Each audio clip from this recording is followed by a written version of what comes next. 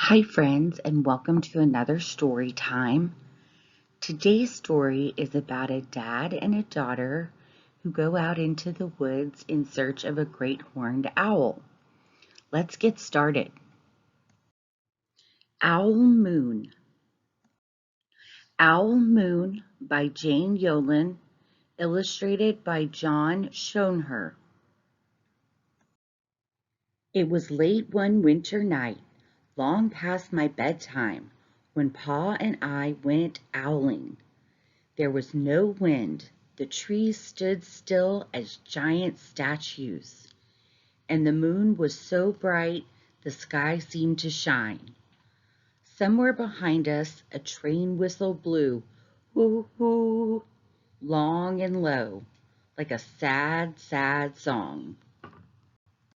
I could hear it through the woolen cap Pa had pulled down over my ears. A farm dog answered the train, and then a second dog joined in.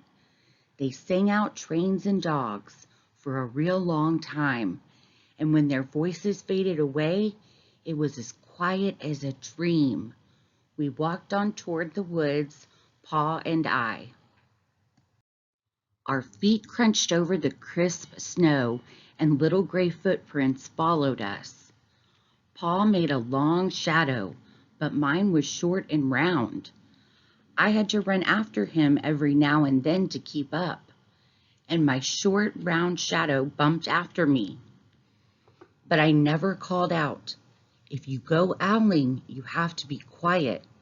That's what Pa always says. I had been waiting to go owling with Pa for a long, long time. We reached the line of pine trees, black and pointy against the sky, and Pa held up his hand. I stopped right where I was and waited. He looked up, as if searching the stars, as if reading a map up there. The moon made his face into a silver mask. Then he called, "Hoo, hoo, hoo, hoo, hoo, hoo," the sound of a great horned owl. "Hoo, hoo, hoo, hoo, hoo, hoo." Again he called out, and then again. After each call he was silent, and for a moment we both listened. But there was no answer. Pa shrugged, and I shrugged. I was not disappointed. My brothers all said sometimes there's an owl and sometimes there isn't. We walked on. I could feel the cold as if someone's icy hand was palmed down on my back, and my nose and the tops of my cheeks felt cold and hot at the same time. But I never said a word. If you go owling, you have to be quiet and make your own heat. We went into the woods. The shadows were the blackest things I had ever seen. They stained the white snow. My mouth felt furry, for the scarf over it was wet and warm. I didn't ask what kinds of things hid behind black trees in the middle of the night. When you go owling, you have to be brave. Then we came to a clearing in the dark woods. The moon was high above us.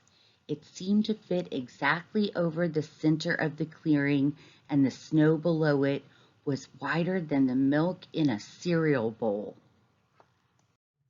I sighed, and Pa held up his hand at the sound. I put my mittens over the scarf over my mouth and listened hard.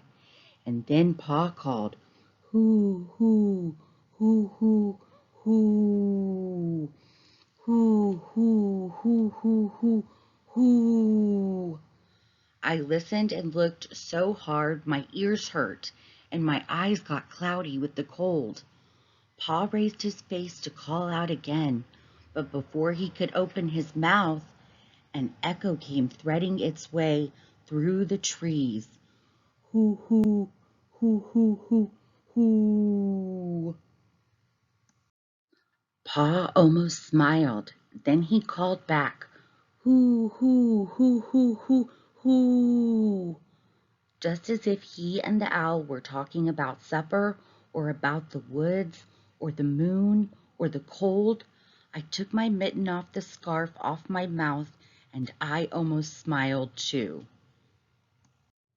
The owl's call came closer from high up in the trees on the edge of the meadow. Nothing in the meadow moved.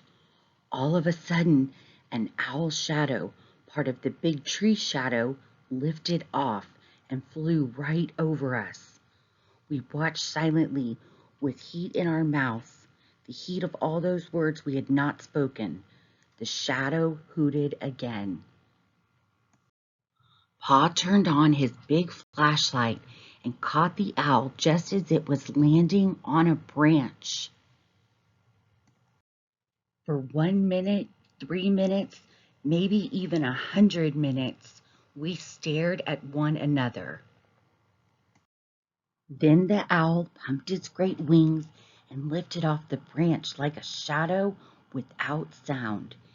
It flew back into the forest. "Time to go home," Pa said to me. I knew then I could talk.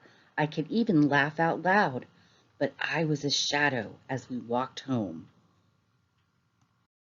When you go owling, you don't need words or warm or anything but hope. That's what Pa says, the kind of hope that flies on silent wings under a shining owl moon. Thank you, friends, for joining me for this amazing story. I would love to see an owl.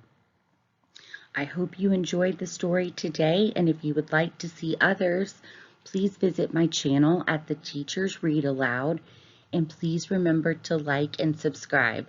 Thank you. See you next time.